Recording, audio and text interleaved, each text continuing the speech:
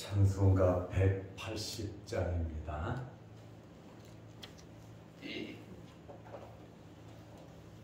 찬송가 180장. 하나님의 나팔 소리 천지 진동할 때에 예수 영광 중에 구름 타시고 천사들을 세계 만국 곳에 보내어 구원받은 성도들을 모으리. 나팔 불 때 나의 이름, 나팔 불 때 나의 이름, 나팔 불 때 나의 부를 때에 잔치 참여하겠네. 무덤 속에 잠자는 자 그때 다시 일어나 영화로운 부활 승리 얻으리. 주가 택한 모든 성도 구름 타고 올라가 공중에서 주의 얼굴 배우리. 나팔 불 때 나의 이름, 나팔 불 때 나의 이름, 나팔 불 때 나의 이름, 부를 때에 잔치 참여하겠네. 주님 다시 오실 날을 우리 알 수 없으니 항상 기도하고 깨어 있어서 기쁨으로 보좌 앞에 우리 나가서도록 그때까지 참고 기다리겠네. 나팔 불 때 나의 이름, 나팔 불 때 나의 이름, 나팔 불 때 나의 이름, 부를 때에 잔치 참여하겠네. 아멘. 사도신경으로 우리의 신앙을 고백하겠습니다. 전능하사 천지를 만드신 하나님 아버지를 내가 믿사오며 그 외아들 우리 주 예수 그리스도를 믿사오니 이는 성령으로 잉태하사 동정녀 마리아에게 나시고 본디오 빌라도에게 고난을 받으사 십자가에 못 박혀 죽으시고 장사한 지 사흘 만에 죽은 자 가운데서 다시 살아나시며 하늘에 오르사 전능하신 하나님 우편에 앉아 계시다가 저리로서 산자와 죽은 자를 심판하러 오시리라. 성령을 믿사오며 거룩한 공회와 성도가 서로 교통하는 것과 죄를 사하여 주시는 것과 몸이 다시 사는 것과 영원히 사는 것을 믿사옵나이다. 아멘. 하나님의 말씀 마가복음 16장 19절 20절입니다. 주 예수께서 말씀을 마치신 후에 하늘로 올려지사 하나님 우편에 앉으시니라. 제자들이 나가 두루 전파할세 주께서 함께 역사하사 그 따르는 표적으로 말씀을 확실히 증언하시니라. 아멘. 20절 말씀까지 보았습니다. 오늘까지 마가복음을 보고 내일부터 누가복음을 볼 텐데 설교 원고 책자는 제가 내일 새벽부터 나누어 드리려고 생각하고 있습니다. 계속해서 지금 누가복음을 쓰고 있습니다. 그래서 오늘 한 10장까지 마치고 내일 아침부터 누가복음을 보려고 합니다. 위에서 기도해 주시기를 바랍니다. 오늘은 예수님께서 하늘로 승천하시는 내용에 대한 말씀입니다. 마가복음 16장 19절에 주 예수께서 말씀을 마치신 후에 예수님께서 말씀을 마치셨다라고 하는 이 말씀은 부활하신 후에 40일 동안 세상에 계셔서 수없이 많은 제자들을 여러 번 만나시고 교훈하시고 교육하시고 그들로 하여금 3년 동안 공생의 3년을 따라다닌 제자들에게 최종적인 열매를 맺을 수 있도록 역사하신 기간이 40일이 아닌가 이렇게 생각이 됩니다. 예수님께서 40일 동안 계시면서 많은 사람들에게 자기 자신을 보여주셨습니다. 나타나셨다라고 하는 이 말씀은 그냥 모습만 보여줬다는 것이 아니라 만나서 말씀하시고 교육하시고 교훈하셨다라고 하는 말씀에 같이 있으면서 음식도 잡수시고 함께 거하면서 40일을 계셨어요. 그래서 성경을 찾아보니까 10번 이상 예수님께서 나타나셔서 그들에게 보이셨고 말씀하신 내용들이 10번 이상 복음서에 나와 있습니다. 사도 바울은 고린도전서 15장 6절, 15장 3절부터 이렇게 보면 게바에게 보이셨고 또 다른 제자들에게 보이셨고 또 500여 형제들에게 나타나 보이셨고 야고보에게도 보이셨고 최종적으로는 나에게도 예수님께서 나를 만나시고 보여주셨다. 만나게 하셨다. 그 고백을 고린도전서 15장 3절부터 내용을 보면 고린도전서 15장 부활장이거든요. 그래서 부활에 대한 내용을 말씀하고 있습니다. 그리고 예수님께서 하늘로 올려지사 하늘로 올라가신 내용이 나옵니다. 이렇게 복음서 기자들이 예수님께서 하늘로 올라가신 이 사실에 대해서 자기들이 눈을 뜨고 직접 갈릴리에서 봤거든요. 자기들이 본 그 기록을 해놓은 것이 이 복음서 아닙니까? 바울은 이 부활에 대한 고린도전서 15장 부활장에 대해서 부활에 대해서 쓰면서 자기가 고린도전서를 쓰고 있는 이 시점에 아직도 예수님을 부활하신 예수님을 만난 사람들이 살아있다 이렇게 증언을 하고 있습니다. 사도행전 1장 11절 말씀을 보면 예수님께서 하늘로 올라가시는 그 광경을 묘사하고 있습니다. 예수님께서 하늘로 올라가시는데 제자들이 예수님을 따르는 자들이 예수님을 쳐다보는 거예요. 하늘로 올라가시는데 구름이 가려지더라. 예수님은 하늘로 올라갔어요.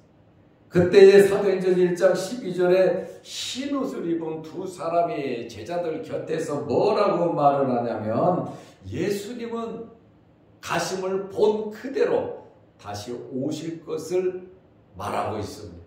주님의 재림을 말하고 있습니다.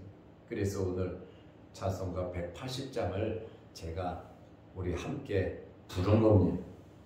예수님은 하늘로 가심을 본 그대로 재림하셔서 하늘 이 끝에서 하늘 저 끝까지 아담 이후에 하나님의 택한 백성들, 예수 그리스도를 구주로 믿는 하나님의 백성들을 전부 다 불러 모을 것을 말씀하고 있습니다. 그러니까 우리의 삶이 이 세상의 100년, 짧은 이 세상의 삶이 끝이 아니라 이것보다 더 긴 영원한 하나님의 나라가 있다라고 하는 그러한 말씀입니다. 우리는 죽어서 장례를 치르고 무덤에 들어가지만 무덤에서 우리는 예수 그리스도의 재림을 기다리고 있다는 사실입니다.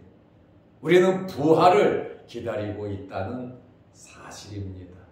우리의 영혼은 천국에 들어가 있고 우리의 육신은 흙으로 돌아가 있고 주님 오실 때 영과 육이 만나서 부활해서 영원한 나라 영생 복락을 누린다고 하는 말씀이에요. 이것이 우리 기독교회의 핵심 성경 말씀이고 교리가 아닙니까?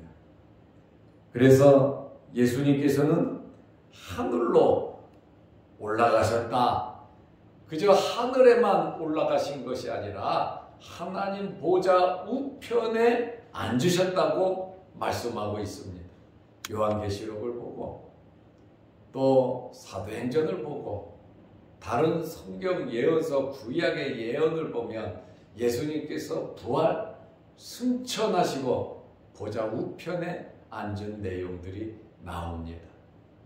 보좌 우편에 계신다. 보좌에 앉으셨다라고 하는 그 말은 무엇입니까? 업무를, 공무를 보고 계신다는 표현 아닙니까? 그저 주무시고 무조건 기다리시는 것이 아니라 보좌 우편에 앉으셔서 온 우주 만물을 다스리시고 하나님의 백성들에게 위로와 힘과 격려를 해주시는 분이 바로 주님이시다 그 말입니다. 그러므로 우편에 앉으시니라 이 말씀은 주님께서는 지금도 역사하고 계신다라고 하는 그러한 말씀입니다. 이 땅에 올 때는 육신을 입고 마국간에서 구유에 초라하게 오시고 또 공생애를 시작하시고 나서는 엄청난 박해와 핍박을 당하시면서도 하나님의 나라 일을 하셨고 이 땅에 오신 목적을 이루시기 위해서 십자가를 바라보면서 예루살렘에 올라가셔서 고난받으시고 예수님께서 죽으셨어요. 그러나 부활하신 예수님은 승리하신 모습이다 그 말입니다. 하늘로 승천하셨고 하나님 보좌 우편에 앉으셨고 이제 만왕의 왕으로 영광의 주로서 심판의 주님으로서 이 땅에 다시 재림하신다라고 하는 그러한 말씀입니다. 예수님께서는 오늘 19절 말씀처럼 주 예수께서 말씀을 마치신 후에 하늘로 올려지사 하나님 우편에 앉으시니라. 그리고 20절 말씀에 보면 예수님께서 하늘로 승천하시기 전에 40일 동안 계시면서 제자들에게 말씀 전파, 복음 전파의 유언, 사명을 허락해 주셨다라고 하는 그러한 말씀입니다. 두려움에 떨던 제자들, 무서워서 다 도망갔던 제자들, 어떻게 저렇게까지 변하고 배반을 할 수 있을까? 도무지 이해가 안 됐던 제자들이 부활하신 예수님을 만난 이후에는 놀라우게 변화가 되었습니다. 우리가 예수를 믿고 예수님을 만나고 신앙생활하면서 우리는 변화되어야 합니다. 성장하고 성숙해야 합니다. 끊임없이 우리는 노력하면서 신앙생활을 해야 하는 것입니다. 우리의 믿음이 그냥 자라는 것 아닙니다. 능력과 역사가 그냥 나타나는 것이 아닙니다. 무능했던 제자들이 부활하신 주님을 만난 이후에 마가복음 16장 20절에 보면 제자들이 나가 두루 전파할세. 예수님은 승천하셨죠. 하나님 보좌 우편에 앉아 계시죠. 승천하시면서 말씀을 마치시고 올라가셨는데 최후에 말씀하신 것이 만민에게 복음을 전파하라는 거예요. 세상 끝날까지 내가 너희와 함께 할 테니 복음을 전파하라는 거예요. 이렇게 그냥 복음을 전파하는 것이 아니라 주님이 함께 하심으로 능력 있게 성령을 통하여 힘 있게 복음을 전파하라는 거예요. 제자들이 변화됐죠. 주님 승천하시고 나서 마가의 다락방에 모여서 120문도가 10일 동안 금식하면서 하나님께 기도했잖아요. 옛날에 없었던 그러한 모습이 나온단 말이죠. 성령께서 역사하시니까 주님의 말씀, 부활하신 주님을 만나고 말씀을 듣고 그들은 깨달았고 그들은 모여서 금식하면서 기도했고 성령을 체험했고 하나 없는 가룟 유다의 자리에 제자를 뽑았고 베드로가 열정적으로 뜨겁게 설교를 했고 정말 놀라웠게 변화됐어요.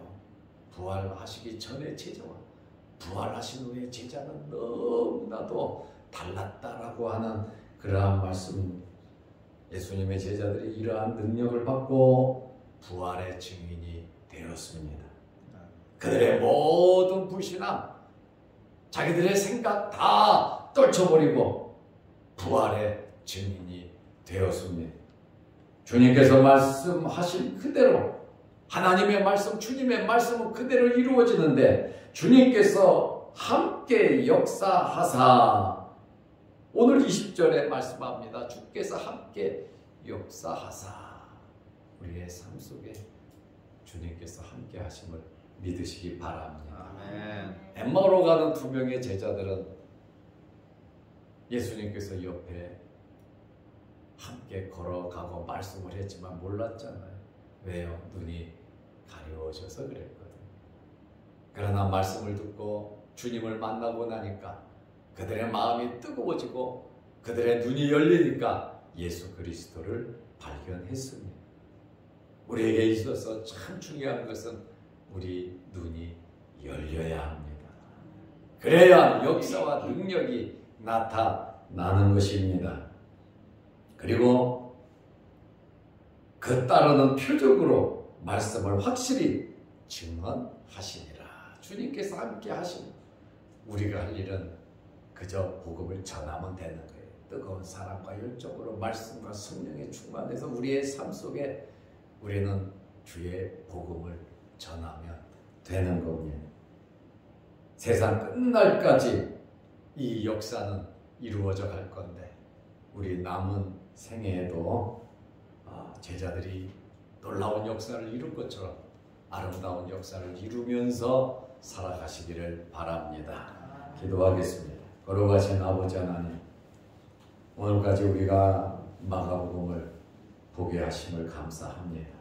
내일부터 또 누가복음을 볼 텐데 이 복음서를 통해서 예수 그리스도의 행적을 알고 또 많은 사건과 또 제자들의 행적을 우리가 바라보면서 더욱더 우리의 믿음이 성장하고 성숙해 하옵소서. 하나님의 말씀을 우리에게 주신 것은 예수 그리스도를 통한 구원, 복음을 알게 하기 위해서 주셨고 하나님의 말씀을 우리에게 주신 것은 여러 가지 사건을 통해서 교훈하고 깨닫게 하기 위하여 주셨습니다. 우리가 늘 예배를 드리고 말씀을 보고 말씀을 들으면서 깨닫게 하시고 성령의 충만함을 있게 하시고 우리의 삶 속에서 하나님의 뜻이 하나님의 말씀이 그대로 이루어지게 하여 주옵소서. 이 말씀을 통하여 인내하게 하시고 이 말씀을 통하여 소망을 갖게 하시고 이 말씀을 통하여 우리의 삶에 놀라운 역사가 나타나게 하여 주옵소서. 말씀을 보는 가운데에 여러 문제들이 해결되게 하시고, 말씀을 보는 가운데, 말씀을 듣는 가운데 우리의 육체의 질병이 깨끗이 치료되게 하시고, 말씀을 보는 가운데에 크고 작은 어려운 일들이 해결되게 하시고, 말씀을 통해서 우리 자녀들의 미래가 열리게 하옵소서. 오늘도 이 새벽에 기도합니다. 하늘문 열리게 하시고 응답하여 주옵시고, 또한 시간 핸드폰을 통하여, 또한 컴퓨터를 열어서 유튜브를 보며 말씀을 보는 성도들에게도 하늘의 신령한 은혜가 임하여지게 하시고, 우리들에게 눈이 열리고 성령의 충만함이 있게 하여 주옵소서. 오늘 하루도 주 안에서, 믿음 안에서 승리하는 삶을 살게 하옵소서. 예수님의 이름으로 기도드리옵나이다. 아멘. 하늘에 계신 우리 아버지여, 이름이 거룩히 여김을 받으시오며 나라의 마옵시며 뜻이 하늘에서 이룬 것 같이 땅에서도 이루어지이다. 오늘날 우리에게 일용할 양식을 주옵시고, 우리가 우리에게 죄 지은 자를 사하여 준 것 같이 우리 죄를 사하여 주옵시고, 우리를 시험에 들게 하지 마옵시고 다만 악에서 구하옵소서. 대개 나라와 권세와 영광이 아버지께 영원히 있사옵나이다. 아멘. 자유롭게 기도하시기 바랍니다.